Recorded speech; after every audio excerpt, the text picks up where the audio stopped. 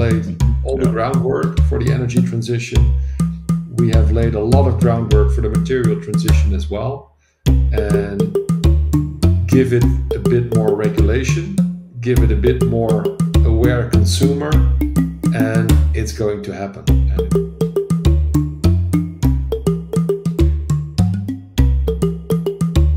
Hello everyone, it's again Thursday, and this means it's time for Plastic Climate Future, and we have another special episode today with Mesbah from Circularise, and with a very special guest from the Netherlands as well. And since you actually brought up our guest tonight, maybe I'll give the first word to introduce him to you, Mesbah. Is that okay? Oh, absolutely. So today we have Marcel, and Marcel is with Brightlands Venture Partners. So I would love to give Marcel the opportunity to give his own kind of introduction and to understand and teach everybody about what he's doing at Brightlands. Hello, Marcel.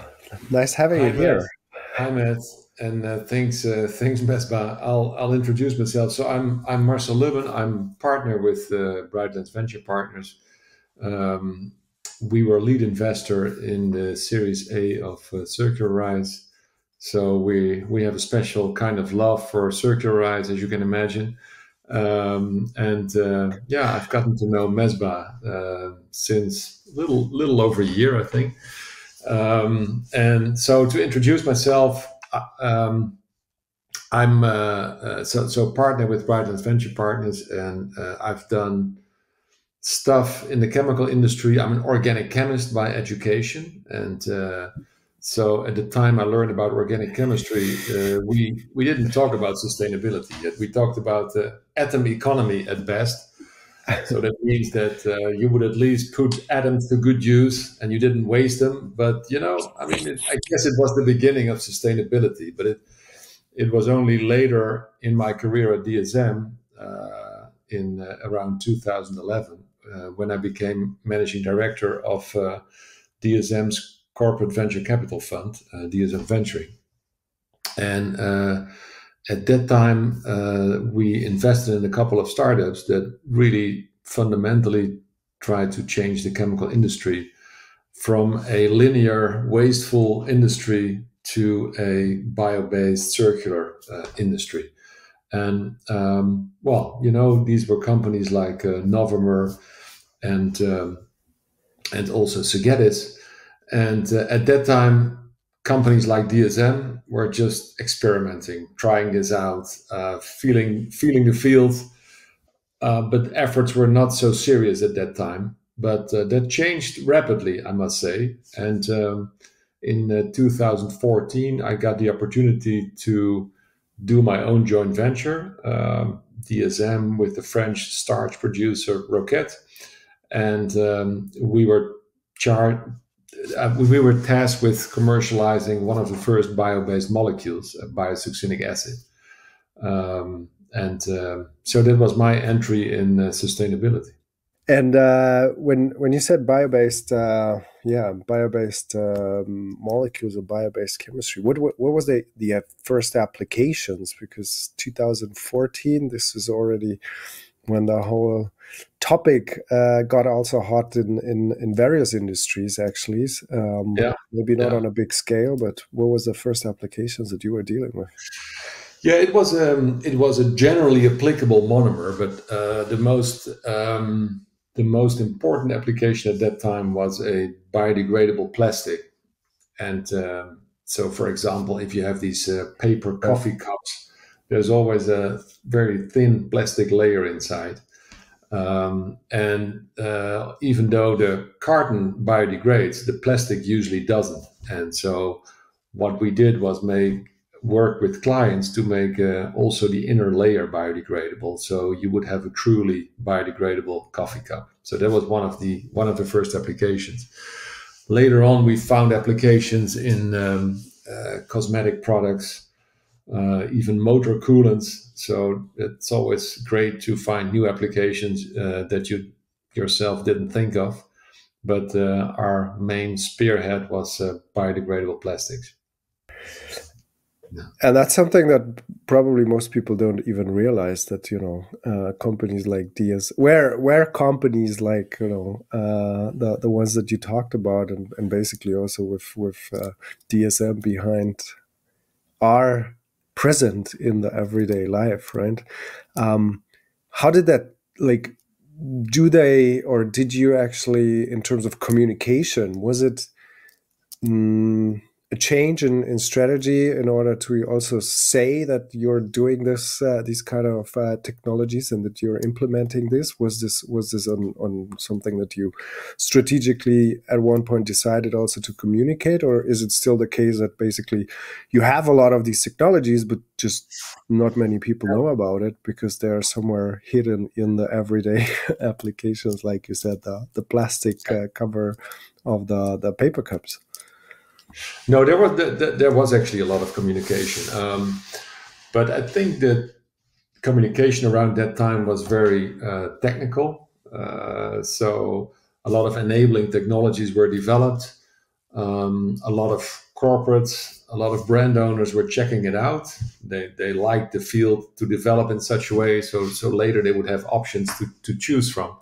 And I think in that time, a lot of money was invested in startups and internal corporate initiatives to come up with these technologies. And for a long time, it was seen as a nice to have by the industry. So people were comfortable, got a good feeling that these technologies were being developed for the future. But there was not a lot of pressure. And that had a couple of reasons, because brand owners didn't want to pay for it, because consumers were not really asking for it as a special attribute. It was more like startups and some chemical companies began to develop the vision that this would be good for the world, but there was not a real consumer or market traction. And therefore, you had to offer it at price parity with petrochemical products. And I think that really changed over the last 10 years. So now if you look at Gen Z, they begin to ask for these products. They don't want to buy products that have anything to do with the oil industry. There's regulations coming in place. You have the emission trading systems, of course, but there's also, and that might even be more important, like a carbon border adjustment mechanisms that are also going to hit the chemical industry. So that will create a much more level playing field that will help bio-based and circular initiatives to stand out and really begin offering products at prices that are fair. Because if you price all of the externalities of oil-based products, you come to a real price parity situation. And that's so a lot has changed actually from being, I would almost say, a hobby like 10 or 15 years ago, creating innovation options, to a business necessity. Yeah. That's awesome, Marcel. One thing I wanted to go back to, you briefly touched upon Brightlands Venture Partners and your role there. Maybe just for the audience, also kind of clarify what you guys do there at the fund, and how, what's your kind of thesis, and how do you identify in general like startups that resonate with what you're kind of looking for in these circular or sustainable kind of chemistry world startups? Our fund management company has basically three areas, three sectors of investments. One is the agrifood sector. There's a health sector where we do, for example, regenerative medicine. And then there's a sector which is, I think, most relevant to today, and that's the renewable chemistry sector. And so within the renewable chemistry sector, we invest in companies that contribute to either bio-based solutions, circular solutions, enablers, companies that make processes more efficient. So essentially, companies that either reduce carbon footprint, make the chemical industry sustainable for the long term, or companies that are really enablers and absolutely a requirement for going that journey. And And that's also one of the reasons that we invested in Circularise. And I'm sure we'll get to that later, but we feel that Circularise is really an important enabler of this change in the chemical industry. And you mentioned renewable and bio-based, and I mean, we've from my experience, and I also talked to already the two different parties. You know, some people who say like forget bio-based because it's never gonna be scalable, and some people that say like, yeah, bio-based will be actually the only circular solution when you want to be truly circular, right? What is your view on that, and how do you like? Maybe, or is there a way that you actually assess scalability then when you look at these new bio-based startups popping up here and there? Well, it's a great question, and I think 10 years ago, bio-based and circular were almost like two religions. So you were either of the bio-based church, or you were from the circular church, right? And but I think what people tend to forget that if you become truly circular, you will always need some virgin material, right? Because a circle is never 100% efficient. So there's always system losses. There's always other products that are made out of the circle. So you need to supply new virgin material to the circle. And you want to keep that small, but still there's always a need for new virgin material to fill the circle again. And that's where I think bio-based can actually marry with circular, because you keep it circular for as long as you can, but when you need to supply new material in, that can come from a bio-based source, because after the energy transition, there's not going to be a whole lot of fossil feedstock anymore to do it. So it is inevitable that you need both circular as well as bio-based. Oh yeah, very, very good answer on that. A new one for me, at least. A new perspective. Yeah. No, I think. I mean, one part. One part is the adding the bio-based materials, but also in general, like even if it wasn't for that, like wouldn't you want that circle to become larger and larger, like to kind of raise everybody's living standards and make sure that we use, it's not like. It's also another common misconception to think like, oh, we're running out of resources and we just only have a few. You always have new resources, right? Like that inflow of virgin material will be there, like whether you like it or not. Like, I think it's a bit naive to think we all delved all the materials we have and that's gonna be it, right? So of course we're gonna add more and more and more, and then you'll find asteroids and we'll find more materials. It's just in general, these are two different things, right? Just because we're circular doesn't mean we stop the influx of virgin materials. That's a bit strange. Why would you? Yeah. Well, it's a pretty philosophical question, Mesbah, right? Yeah. I mean, is it okay for us as humanity that we keep on consuming and consuming more? Should we become more frugal with what we have? And I mean, I have a personal opinion. I'm more of a frugal type of person, but if I look around, if I look at developing economies, if I look at people that are not so frugal, I think it's an illusion that I will get everybody on my side of being frugal. So that's probably not going to happen. So that's why I think if we can make the change from linear extractive mining, pumping oil, and just creating waste, well, that's not going to be sustainable. But if you can make it truly circular and you minimize your inflow of new material, then of course the only thing you need in the end is energy, right? And if you can get the energy from the sun or other renewable resources, you should be able to grow the economy further and further, even with an increased amount of people on this earth. So. And you touched upon very philosophical. Yeah, and you just to come back from the philosophical ground, you also touched it down again. Yeah. No, I definitely agree that this is something that it's different concepts that Yeah. depending on the perspective, can be also interpreted in different in Yeah. different ways. But I mean, it's don't get kind me of, wrong. I think we can use a whole lot of less yeah. stuff. I mean, I think specifically if you look at plastics, for example, if you look at packaging, I think we've sort of exploded our need for packaging. And I'd like to make distinctions between packaging that are, for example, useful for extending shelf life, and there's packaging that are just used because you can, or it looks pretty, or whatever, right? So there is some optimization potential, I think. anyways, like I think from this philosophical perspective, it's still like you touched upon some challenges that we actually have in the end that are real.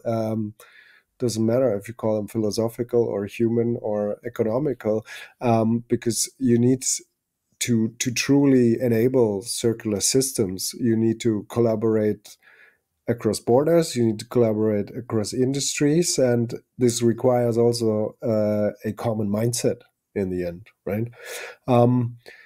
What are the from your side or your experience? What are the roadblocks that you have seen that kind of prevent the adoption of circular economy strategies, especially maybe in the material sector, and which maybe are connected also to different mindsets of different industries or maybe different regions globally? Yeah. Well, I think there's a couple. I think clear legislation, I think, is very important, because without legislation, there's not really an incentive for a lot of players to do something, right? I mean, you have like players that are intrinsically motivated to leave the world a better place than they found it. But unfortunately, I think that's still a minority. The majority is still waiting for legislation. And I think also legislation has the advantage that everybody has to play by the same rules. And by legislation, you can actually give the people that want to make a positive change an extra support, right? So I think legislation towards renewable products, I think, is very important. Subsidy, I think, is also important in the early days, but you got to be smart about it. You cannot make people dependent upon subsidy, and you do it because in the beginning it's often so risky that the market is not engaging yet, and if you want to drive change, you sometimes as a government or as a region or as Europe, you need to bring about change, and then subsidy is a great tool. And I think one other element could also be that, and you see that in the US, where if you have to scale up an innovation, there's a lot of venture capital money, and I think Europe has catched up tremendously. I think if you look at seed financing, if you look at Series A financing, Europe has become almost as good as what you typically find in the United States. But if it comes to Series B, when you really have to scale up and find funding for your first demo plant and to really implement it, that is still problematic. At the same time, we have pension funds, institutional investors that have a lot of money to invest, and I think there's a match to be made, because people that are interested in these pension funds, us as employers and people that are member of that, they should also be interested in a better world. So I think diverting some of these pension reserves to invest in sustainable solutions, I think, will release a lot of money for positive change. Oh, I like that. That's a good one. Yeah, and so it is. It is money, it's legislation, it's subsidy, it's investment. It's also, I think, a common language around sustainability. Mhm. If you talk about monetary flows, I mean, there's currency, there's everybody understands what a euro means, right? But if you talk about sustainability, you need to understand what a carbon footprint is. You need to be able to mean the same thing if two companies talk, and then doesn't need to be double counting if they both take credit for something. That there can only be so much to take credit for, right? And so that's another thing which I think is very important. Okay, maybe to hook into that last point, what do you think when it comes to like creating that common language to talk about sustainability? Whose role should it be, and what's the role of digital in that? Yeah. Well, I mean, there's different schools of thought there. I mean, there's big corporates that develop their own language around that, and they essentially say, well, I mean, if we supply you with a sustainable product or a partially sustainable product, we also have the calculator and the tools for you to verify what you actually buy, right? Um, Mhm. I mean, we didn't really believe at Brightlands Venture Partners that that was going to be an acceptable solution, because how can you how can you buy something from a supplier where and that supplier provides you with all the monitoring tools? I mean, it's sort of, you want it to be in third parties' hands. You want it to be independent, and that's why we actually like the Circularise system so much, because it is independent. It works for many parties in the value chain. It prevents double counting. It only asks what it needs to ask. So you can imagine that in the supply chain, when suppliers are selling to customers, customers want certain information. It's not in the advantage of suppliers to supply all of the information for next year's negotiations.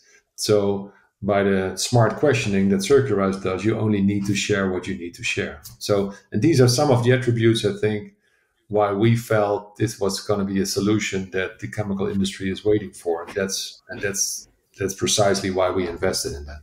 Mhm. And because you mentioned also this common language, how is this also like?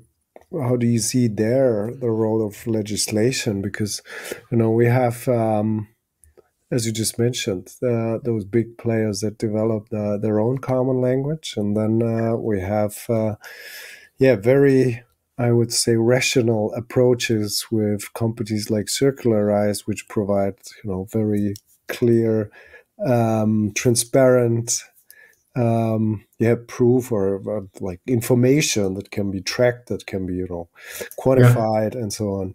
yeah, Is there maybe like a gap? Because the if you talk, like, at least my experience, if you talk to some of these of the people who do the legislation, I mean, and ask them about mass balancing, for example, yeah, and digital solutions, and also subsidizing these kind of developments, this is something that you don't really experience as happening enough when no, you no, talk to them.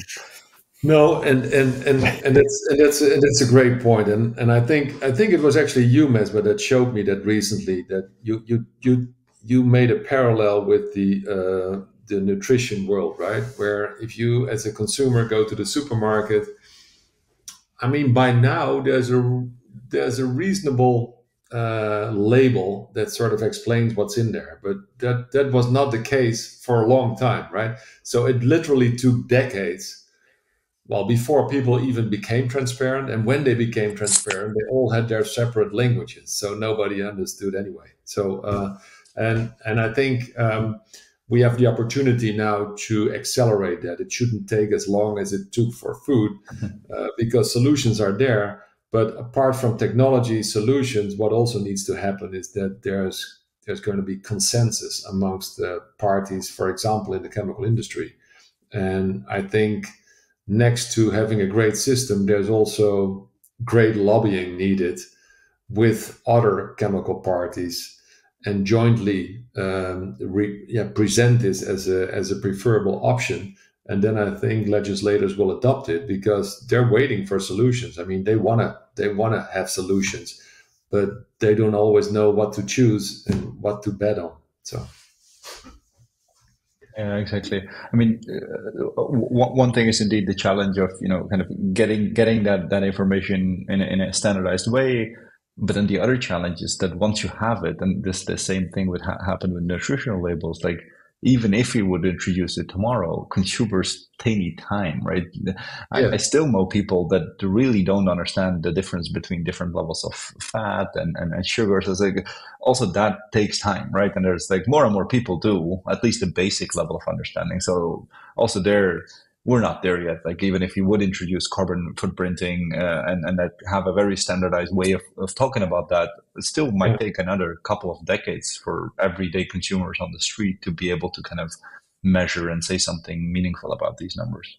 Yeah, no, I absolutely agree. But I think the pressure will increase because, I mean, it's obvious that in terms of global warming, we're really running out of time. So change needs to happen. But consumers now have smartphones, they have AI, they have like way more tools than they had 30 years ago. Exactly. So I'm hopeful that the reading out part should not be a problem, right? I mean, they can comprehend it, but if they just need to, the regulators just need to pick the smart system. Yep. And they have to be, choosing this type of information instead of other entertaining apps on the smartphone, for example, to be really absorbed. But I must say, like, but it's coming. I think that's what I wanted to say. I think that if you look at the young generation, they are much more also interested in these kind of topics. They want to understand. They want to understand, like, what does recycled material mean, like post and pre-consumer. I've heard that. What does that mean? And also, this would be the next question also to you, Marcel. If you look at the startup communities, it's a lot of very young, committed innovators that developed their ideas based on an intrinsic motivation to contribute to some positive change. Do you see that similar, like especially from your portfolio view, that there is also an intrinsic type of, at least from compared to when I was 20 something, I wasn't interested in saving the world, right? Yeah. No, I mean, it's incredible. I mean, nowadays entrepreneurs are so incredibly concerned with the environment and want to make a positive contribution, and I think that is absolutely positive. I mean, they do not just come for the financial rewards or the financial compensation. They want to leave a mark, and I think that's extremely positive. And I think they also begin. I mean, also the Gen Z generation really begins to understand the footprint that they personally create. So if you, today on Instagram, I saw a reel which sort of talked about for every ChatGPT question you ask, there's going to be this and this carbon footprint. So people become aware that, this is not for free. This is everything you do has an impact. And it's up to you to choose the best things to do in your day while not leaving an incredible negative impact, but trying to do the best you can.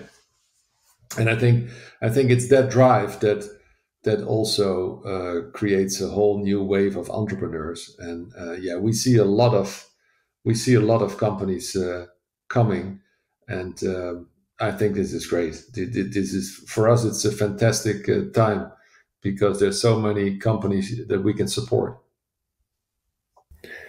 And coming from to the venture capital, maybe also world, Do you think, because I think chemistry, and this is, you said it in the beginning a bit, it's also, or chemical innovations and material innovations, that's also something that requires very special types of investment, because you need to have pilot plans, you need to have actually long-term views, you need to have also long breath, right, as an investor to be with Yeah. that.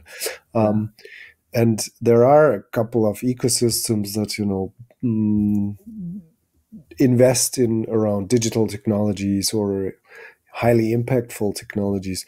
But when you would, from your perspective, when you would say like, okay, there is a lot of things that can be done with the right materials, right, the right resource use, is there enough impact, or is it even possible to use venture capital for these kind of chemical innovations, or do you think it might also need a bigger contribution from both governments and maybe even more corporate players in the big scale? Yeah, no, it's. I think it's a great question, because the chemical industry can be capital expenditure intensive, right? And Yeah, but there's different ways by which chemical or renewable startups innovate and grow. Um, I mean, when it comes to technology development, a first pilot plant, I mean, that's still the sort of expenditure that can be done by venture capital funds. And then getting to first demo, that's probably a stage where venture capital doesn't want to do it alone, because venture capital's hobby is not to invest in too much steel, right? I mean, they want to invest in IP, they want to invest in yeah, the entity that is innovative, where the returns are basically. And so at that point, you see that you try to sell out your plant, you get commitments for offtake.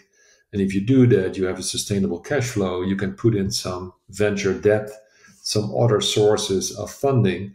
And also, if you put it in a certain region, that region or that country often comes along with subsidy, because they like to associate themselves and to build also renewable businesses for the future. But it's going to be the further you get, the more complex the mix of financing is going to be. So you might start with a bit of subsidy, some angel investors, but when you move on, it's going to be really a very tailor-made mix of incentives, equity, venture debt, traditional banks, loan guarantees, you name it. It's financial engineering at that point. yeah, I understand. And also realize that not all chemical startups will build their own plants. Some say, well, I have this technology, I take it to pilot plant, maybe to small demo, and from that point onwards, I adopt a licensing model. Or I'm looking for an exit. I want this big chemical player to just buy me out of the market, create a return for my investors, and this is my way of infusing the technology into the chemical world. So there's different ways to do it. Yeah, exactly. I think being an investor in this space, in renewables and chemicals, I think you have probably a very unique insight into what's to come. Like, what are the next big things that for you is almost like obvious at this point, but for most people that aren't in your position, they will figure it out in 5 years or 10 years from now. It's like, oh my God, that's really going to change everything. Is there anything you could say of like, that's really going to change the way we look at chemistry and renewables and circularity? Yeah, well, I mean, we talked about bio-based, we talked about circular, but there's of course one thing that everybody's looking for, and which is still in the infant stages, and that is actually using the carbon dioxide that is warming up our planet, using that directly as a feedstock to make chemical products. The thing is, of course, that carbon dioxide is very.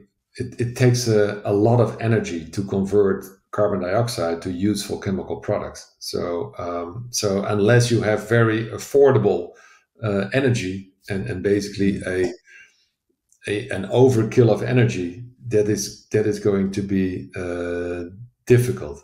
But once we are there and we get to energy at very low and affordable prices, I'm sure we will see we will see technologies, and they're beginning to develop, that convert concentrated forms of CO2, for example, from the pipes of a factory into useful products. And then, of course, we've made things truly circular.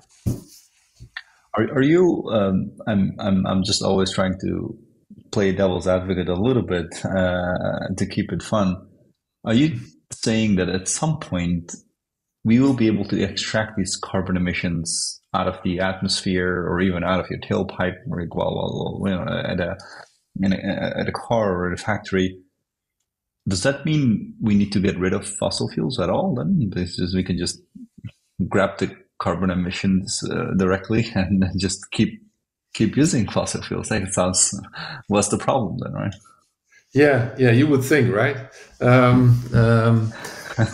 think if we do that, I think the speed by which we can develop the technology is no match for the enthusiasm by which people still want to burn fossil fuels. So that's a battle we cannot win yet. So I mean, conceptually, you're probably right, but I think in reality, we would not be well off. We would go down that path. But of course, I'm joking. Like, partly it's also just fossil fuels are finite. Like, even if that wouldn't be a problem, it's just it doesn't really make sense to keep tapping into a finite resource. And that's true. We make the problem bigger and bigger and bigger every day we wait for transition. Exactly. Well, not really finite. I wouldn't argue that. We just live too short for fossil fuels not to be finite, because you just have to wait long enough, and then you'll get new fossil fuels. Yeah. But within the span of human culture, maybe finite. Yeah. Exactly. Yeah. If you talk about like 5,000 to 10,000 years, it's finite. If you talk about millions of years, everything is infinite. That's why I think the term also the term like we're saving the world is not really appropriate, because actually the world, I think, will save itself. Like, we're maybe saving our humanity, right? So the world has we're diving again into the philosophy. It's been a giant basketball. Yeah, this would not be the first mass extinction that the Earth has actually survived, right? I mean, so you're absolutely right, man. That's not the problem. It is really our problem. Yeah. And then if you say like, okay, even if it takes another 100,000 years to create a new equilibrium, it's not a problem for the Earth. And not to dive too deep again into the philosophical questions.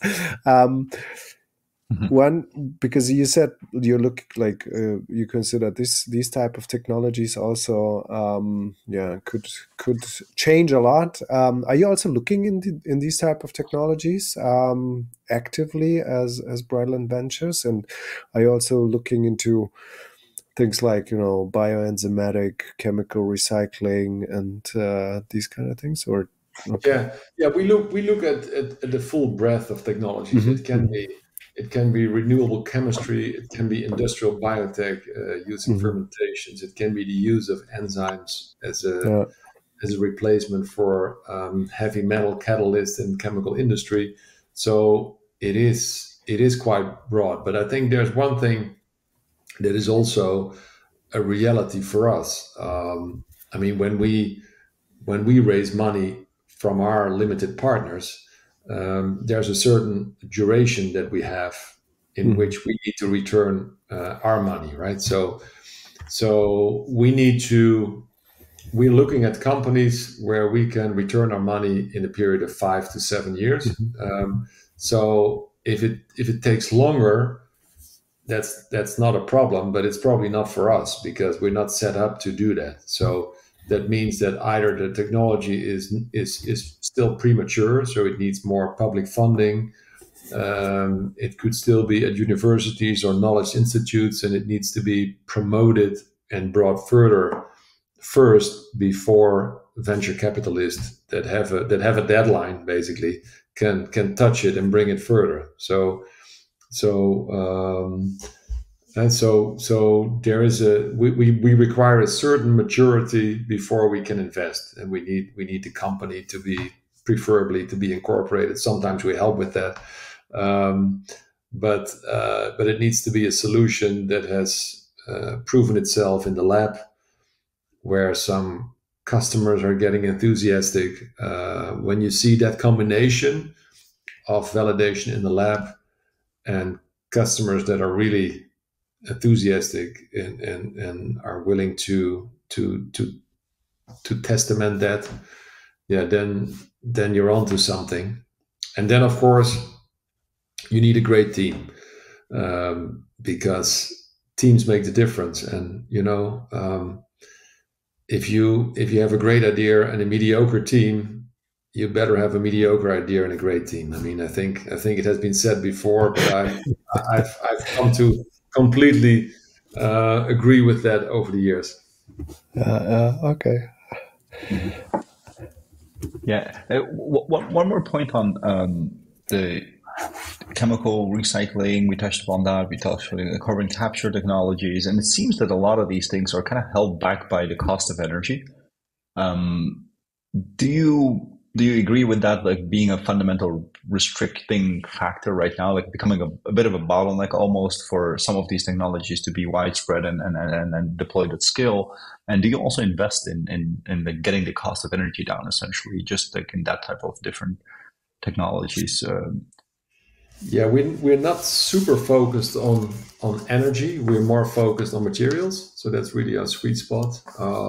But to get to your point, Mesbah, bringing energy costs down is important for the energy transition. But if you look at, for example, offshore wind, how the price of that per kilowatt hour has come down over the last 10, 20 years, that is just nothing but completely impressive. And so the latest offshore wind park that are going to be built on the North Sea do not require subsidy, right? So they can deliver power that is absolutely compatible with fossil resources. So I think that's great. But if you further, let's say, if you further take the true cost of fossil into consideration, with increased carbon pricing and with increased border transfer trade mechanisms like the carbon border adjustment mechanism, you will see that it accelerates. And we're at the point where I'm convinced it's going to accelerate very fast now. So we've laid all the groundwork for the energy transition. We have laid a lot of groundwork for the material transition as well, and give it a bit more regulation, give it a bit more aware consumer, and it's going to happen. And it's going to happen any day now. Wow. So you're saying we have the technology, it's just a matter of probably like consumer awareness, regulatory awareness, and kind of to unlock that puzzle. And you don't think there is necessarily a big breakthrough needed, like fusion or some other thing, to really get us there? You think we already have the technology and the economics for like low cost energy, etc., to kind of unlock things like chemical recycling, etc. I mean, I think we've sort of lost the time to bet on one. I mean, we've waited too long. So we're gonna need a wild mix of bio, circular. When it comes to energy, we cannot rely on renewables alone at this point. We might need nuclear energy as well. So it's going to be a mix of solutions to get us off the carbon intensive energy sources. But with that mix, I'm convinced that we can do it. I mean, we might need some breakthroughs also in energy storage, for example, which is really important to get us through the day or through the seasons. But it's, to me, it's inevitable that we are going down a cost curve, which is still decreasing fast, and we might be worried now about getting new energy points, power points for your car or in the general infrastructure. But I think in 10, 20 years from now, energy will be darn cheap. Yeah. Love it. I think because we always hear those doomsdays, negative messages on climate and technology mismatch and stuff like that. And I love it very well that you're so optimistic, because I also think that there is a lot of optimism already that we've seen over the past years. And I must say, because I'm teaching also the younger generation on circular economy and materials, and if you talk to them, they are also very optimistic. And I think this is something that we also need to have as an atmosphere in the industry, and as a driver, also as a motivation in that. We need to be optimistic, and I think technology has surprised us time and time again, and we always underestimate what technology can do. I think. I mean, it is very hard to imagine the real power of good technologies, what they can and how they can change the world. And I mean, imagine if you can be positive about technology, you shouldn't be an investor in this space. And who would have thought that you can drink out of paper cups for so many times? That's right. Best example. When I go to Burger King from time to time, very seldom, and then I'm surprised how often I can fill it up. This new paper cups. Yeah. You mean every Saturday? I also have kids, Mespa. Sorry.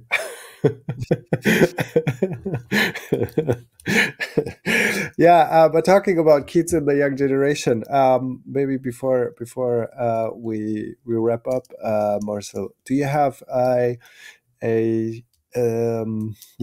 maybe an advice or a message for aspiring entrepreneurs, actually, in the chemical or materials sector, that we could spread out to motivate more of these young innovators? Yeah. I mean, I always say, don't fall in love with your solution, fall in love with the problem. I think that's an important one, because we see some startup leaders that are very stubborn about the technology and lack the agility to adapt if market forces change. And I think that is a real trait of a good entrepreneur, that you're agile and adaptive. So I think is really important.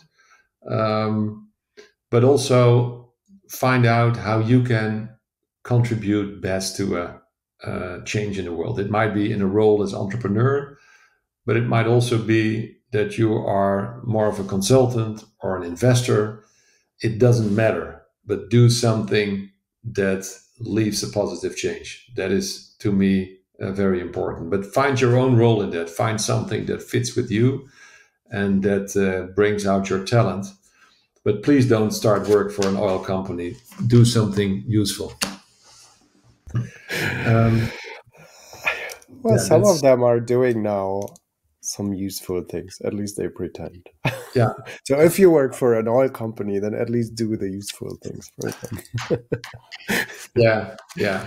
I mean, it's true, they do useful things, but we've also seen that a lot of times incumbents cannot change fast enough to become the new leaders in the new era. So some of them have done it, some of them have not done it, and it's yet to be seen. If you wanted to like electrify the world, would you have gone through Volkswagen or Ford or something and tried to build electric vehicles, or do you think what Tesla did is probably more important or easier to change an industry?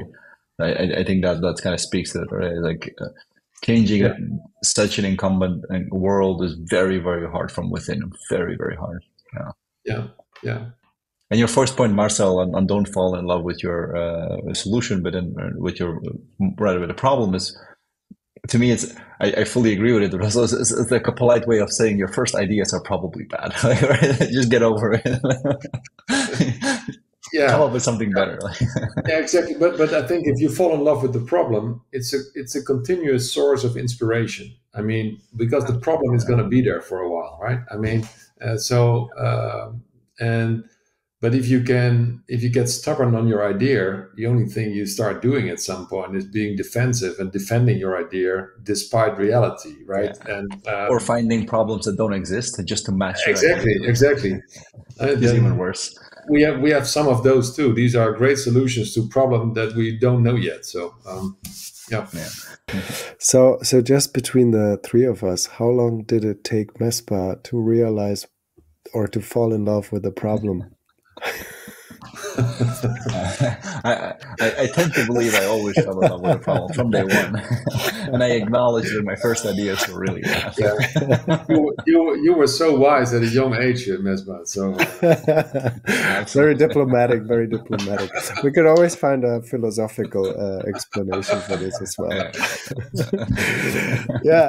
Thanks, Marcel. It was great to have you. I think we because we got this was the interesting thing to also get a completely different perspective on the topics around sustainable materials, sustainable plastics that we talked about, and I think having on one hand, your obviously rich experience from the chemical sector and material sector, but also having the perspective of an investor is something very special. So thanks for being with us. But before we let you go, we still have one more question, because this is considered one of the most important questions.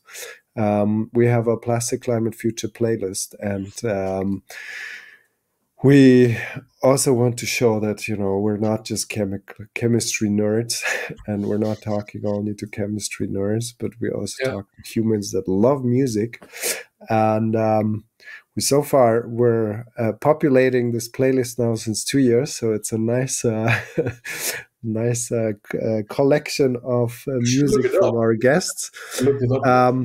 Do you have one or two songs that would connect either to the topic or to you or the podcast, or are simply two good songs?